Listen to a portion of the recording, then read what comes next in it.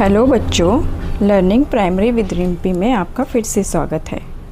पिछले वीडियो में हमने आपकी हिंदी पाठ्यपुस्तक वीणा के पहले पाठ किरण को पढ़ा और समझा था। इस वीडियो में हम इस पाठ के प्रश्न अभ्यास करेंगे। तो चलिए शुरू करते हैं।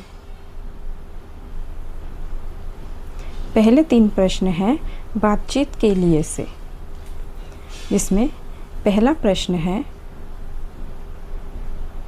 आपको कैसे पता चलता है कि सुबह हो गई है? उत्तर है, सुबह जब सूरज की रोशनी मेरी खिड़की से होते हुए मेरे चेहरे पर पड़ती है और मेरे बगीचे में चिड़ियों के चहचहाने की आवाज़ सुनाई देती है, तब मैं समझ जाता या जाती, यहाँ पे लड़के जाता लिखेंगे और लड़कियाँ जाती हूँ कि सुबह हो गई है। उत्तर एक बार फिर से पढ़ेंगे। सुबह जब सूरज की रोशनी मेरी खिड़की से होते हुए मेरे चेहरे पर पड़ती है और मेरे बगीचे में चिड़ियों के चहचहाने की आवाज़ सुनाई देती है, तब मैं समझ जाती हूँ कि सुबह हो गई है।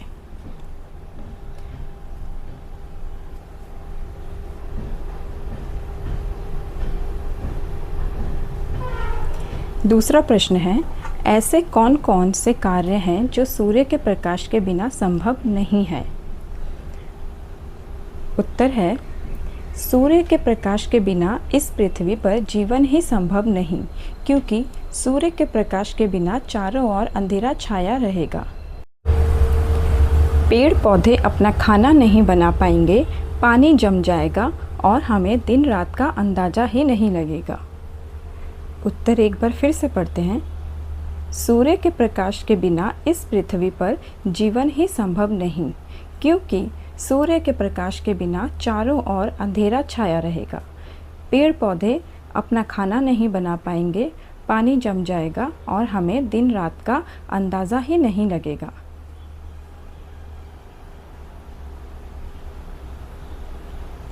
तीसरा प्रश्न है, सुबह और शाम में से आपको कौन सा समय अधिक अच्छा लगता है और क्यों? उत्तर है, मुझे शाम का समय ज़्यादा अच्छा लगता है, क्योंकि शाम को मैं और मेरे दोस्त साथ मिलकर खेलते हैं। उत्तर एक बार फिर से सुनेंगे। मुझे शाम का समय ज़्यादा अच्छा लगता है, क्योंकि शाम को मैं और मेरे दोस्त साथ मिलकर खेलते हैं। इस प्रश्न का उत्तर आप अपनी मर्ज़ी से भी लिख सकते हैं। आपको अगर सुबह का समय अच्छा लगता है तो आप सुबह लिखकर अपना कारण भी बता सकते हैं। चलिए आगे बढ़ते हैं।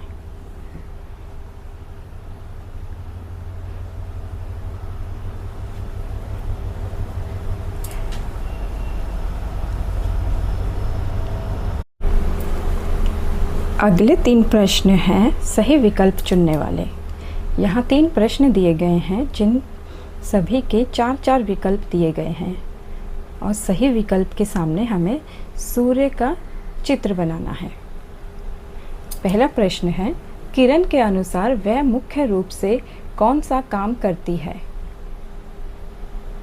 विकल्प क है सोते बच्चों को जगाना, ख खेलते बच्चों को सुलाना, ग बच्चों के साथ खेलना, परी कथाएं पढ़ाना। इन चारों में से सही विकल्प है क सोते बच्चों को जगाना। विकल्प क के सामने हम सूरज का चित्र बना देंगे।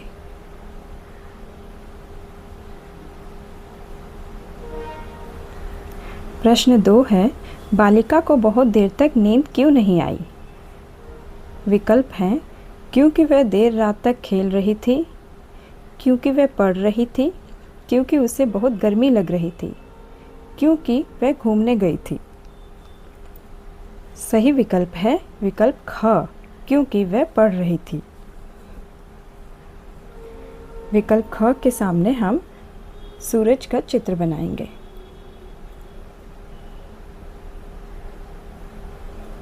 प्रश्न 3 है, जब किरण आई उस समय बालिका क्या कर रही थी? विकल्प हैं, वह सो रही थी, वह गीत गा रही थी, वह खेल रही थी, वह पढ़ और लिख रही थी।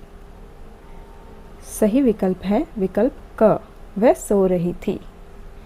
विकल्प क के सामने हम सूरज का चित्र बनाएंगे।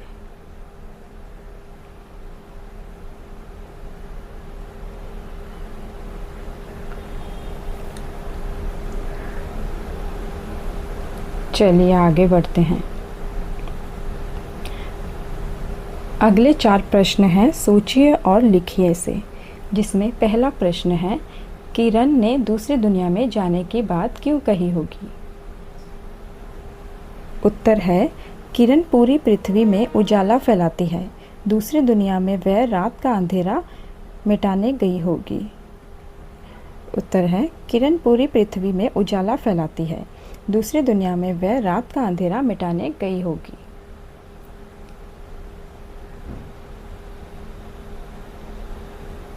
दूसरा प्रश्न है वहाँ शाम हो जाती है तो लौट यहाँ फिर आती हूँ।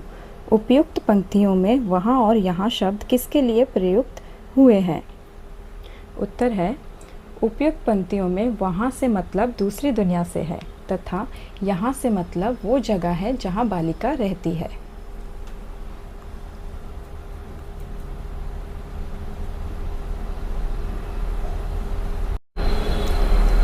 प्रश्न 3 है प्रकृति हमें प्रकाश, फल, फूल, लकड़ी, वायु, पानी और बहुत कुछ देती है। हम प्रकृति के लिए क्या क्या कर सकते हैं। उत्तर है हम प्रकृति के लिए बहुत कुछ कर सकते हैं, जैसे ज़्यादा से ज़्यादा पेड़ लगा सकते हैं। हम ज़्यादा से ज़्यादा पेड़ लगाकर पर्यावरण को हरा भरा रख सकते हैं। दूसरा, तालाबों और नदियों में गंदगी नहीं फैलानी चाहिए। हमें तालाबों और नदियों के पानी का ख्याल रखना चाहिए। इस बात का ध्यान रखना चाहिए कि वहाँ गंदगी ना फैले। तीसरा, यहाँ वहाँ कूड़ा कचरा नहीं फैलाना चाहिए। हमें अपने आसपास को साफ़ सुथरा रखना चाहिए तथा यहाँ वहाँ कूड़ा कचरा फैलाकर हमें अपने पर्यावरण को प्रदूषित नहीं करना चाहिए।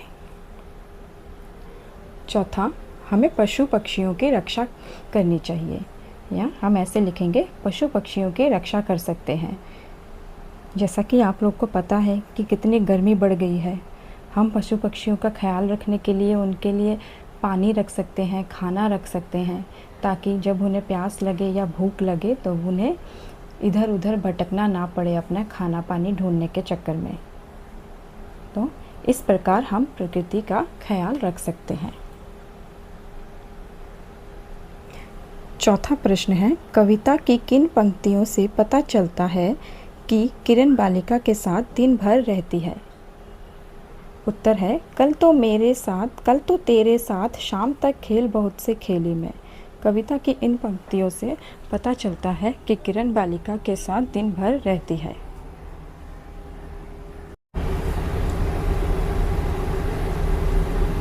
चलिए आगे बढ़ते हैं। इसके बाद समझ और अनुभव से भी 3 प्रश्न हैं, जिनके उत्तर हैं। पहले हम प्रश्न पढ़ेंगे।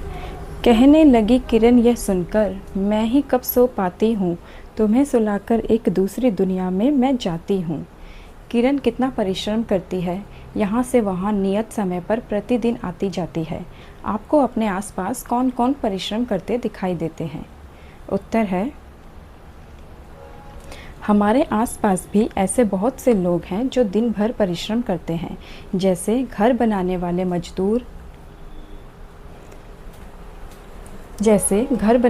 मजदूर, बगीचे के माली, अस्पताल के डॉक्टर, पुलिस, विद्यालय के अध्यापक अध्यापिका।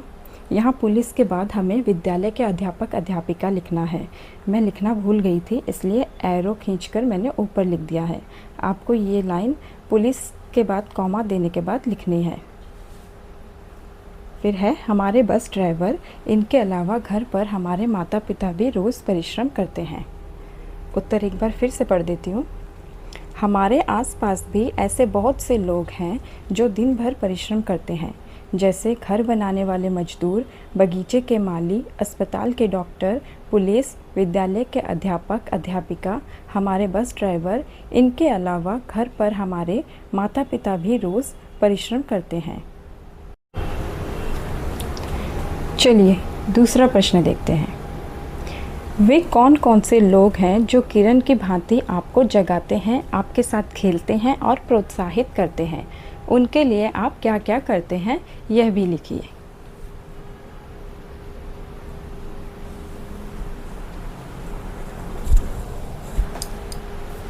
उत्तर है, किरण की भांति हमारे माता पिता हमें जगाते हैं, हमारे भाई बहन और दोस्त हमारे साथ खेलते हैं और हमारे अध्यापक तथा अध्यापिका हमें प्रोत्साहित करते हैं।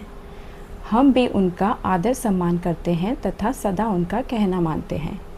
उत्तर एक बार फिर से पढ़ेंगे। किरण की भांति हमारे माता पिता हमें जगाते हैं, हमारे भाई बहन और दोस्त हमारे साथ खेलते हैं और हमारे अध्यापक तथा अध्यापिका हमें प्रोत्साहित करते हैं। हम भी उनका आदर सम्मान करते हैं तथा सदा उनका कहना मानते हैं।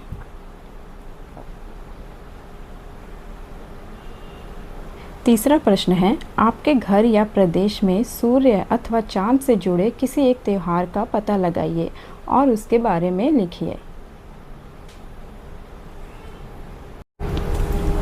उत्तर है, हमारे प्रदेश में होली मनाई जाती है जो फाल्गुन माह के पूर्णिमा के दिन मनाई जाती है।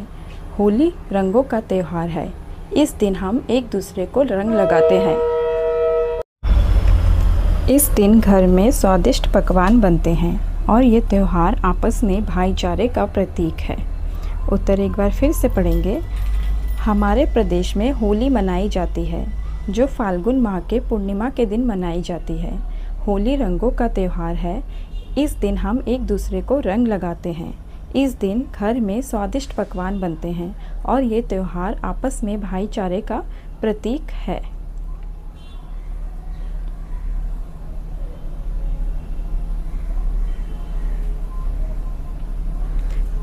आखिरी के दो प्रश्न अनुमान और कल्पना से हैं। पहला प्रश्न है, यदि किरण कभी ना आए या ना जाए तो क्या होगा? उत्तर है,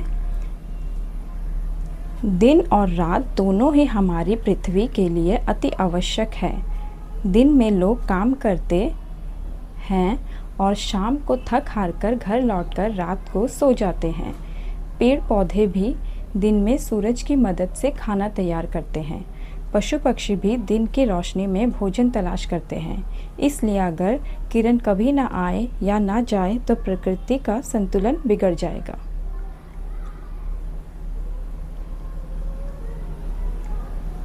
उत्तर हम एक बार फिर से पढ़ेंगे। दिन और रात दोनों ही हमारी पृथ्वी के लिए अति आवश्यक है। दिन में लोग काम करते हैं और शाम को थक हार कर घर लौटकर रात को सो जाते हैं। पेड़ पौधे भी दिन में सूरज की मदद से खाना तैयार करते हैं। पशु पक्षी भी दिन की रोशनी में भोजन तलाश करते हैं।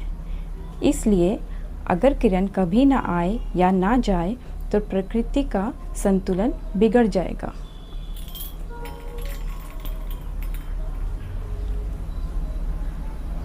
दूसरा प्रश्न है, यदि आपको किरण के साथ दूसरी दुनिया में जाने का अवसर मिले तो आप कहाँ जाना चाहेंगे और क्यों? उत्तर है, यदि मुझे किरण के साथ दूसरी दुनिया में जाने का अवसर मिले तो मैं चंद्रमा में जाना चाहूँगा, क्योंकि चंद्रमा मुझे बहुत पसंद है। मुझे चंद्रमा को पास से देखना है।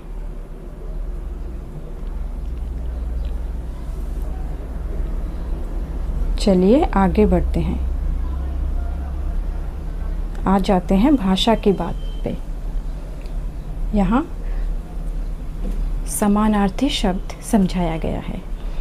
चलिए हम भी समझते हैं। कल तो तेरे साथ शाम तक खेल बहुत से खेली मैं। शाम के लिए हम संध्या, सांझ, शाम जैसे शब्दों का भी प्रयोग करते हैं। मिलते जुलते या समान अर्थ वाले ऐसे शब्दों को समानार्थी शब्द कहते हैं। समानार्थी शब्द उन्हें कहते हैं जिनके अनेक नाम होते हैं। जैसे हम अपनी माँ को मम्मी कहते हैं, माता कहते हैं, माताश्री कहते हैं, अम्मी कहते हैं, अम्मा कहते हैं, पर मतलब एक ही होता है, माँ। उसी तरह अन्य चीज़ों के भी अलग अलग बहुत सारे नाम होते हैं, लेकिन उनका अर्थ समान होता है, इसलिए उन्हें समानार्थी शब्द कहा जाता है। यहाँ नीचे दिए गए शब्दों के समान अर्थ वाले शब्दों पर घेरा बनाना है। चलिए घेरा लगाते हैं। पहला शब्द है नभ। नभ के और नाम हैं आकाश और अंबर, इसलिए हमने आकाश और अंबर में घेरा लगाया है। दूसरा शब्द है हवा। हवा के अन्य नाम है वायु और पवन। वायु और पवन में हमने घेरा लगाया है। अगला शब्द है पेड़। पेड़ के अन्य नाम है वृक्ष और तरु। वृक्ष और तरु में हमने घेरा लगाया है। उसके बाद अगला शब्द है फूल। फूल को हम कुसुम और सुमन भी कहते हैं, इसलिए हमने कुसुम और सुमन में घेरा लगाया है। आखिरी शब्द है दुनिया। दुनिया को हम संसार और विश्व भी कहते हैं, इसलिए हमने संसार और विश्व में घेरा लगाया है।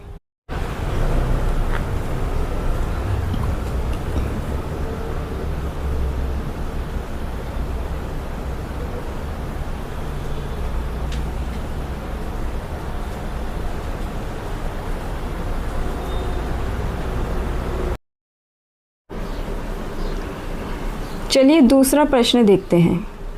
दिए गए रिक्त स्थानों की पूर्ति रेखांकित शब्दों के विपरीत अर्थ वाले शब्दों से कीजिए। विपरीत अर्थ वाले शब्द यानी कि उल्टे अर्थ वाले शब्द जिनका मतलब उल्टा होता है। यहाँ पहला है मैं आज। यहाँ पर आज रेखांकित है। अगर आज रेखांकित है तो आज का हम विपरीत शब्द यानी कि उल्टा शब्द लिखेंगे, और आज का विपरीत शब्द है कल। मैं आज यह परी कथा पढ़ूंगा, कल आप पढ़ लेना। दूसरा है मैं जब तक खेलने के लिए आई। यहाँ आई रेखांकित है। आई का उल्टा शब्द होगा गई, इसलिए हम रिक्त स्थान में गई लिखेंगे। मैं जब तक खेलने के लिए आई तब तक हरिका चली गई थी। तीसरे रिक्त स्थान में हम लिखेंगे सुबह, क्योंकि यहाँ पे रेखांकित शब्द शाम है और शाम का उल्टा शब्द होता है सुबह। वह सुबह आया और शाम को चला गया। उसी तरह आखिर में हम जागने का उल्टा शब्द यानी कि विपरीत शब्द लिखेंगे सोने।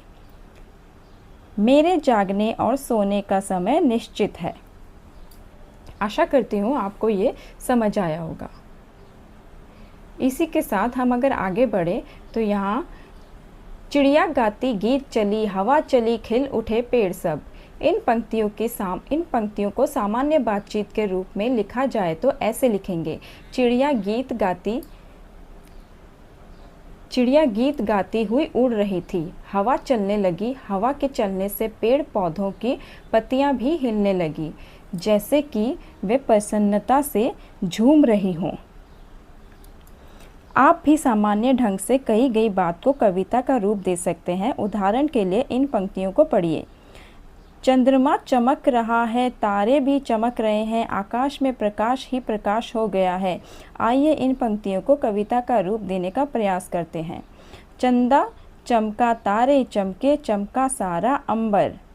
आप भी सामान्य रूप से कही गई किसी बात को कविता के रूप में लिखने का प्रयास कीजिए। आप भी अपनी सामान्य बातों को कविता का रूप देने की कोशिश कीजिए। अगर आपको इस प्रश्न का भी उत्तर चाहिए तो आप कमेंट सेक्शन में कमेंट करके मुझसे बोल सकते हैं।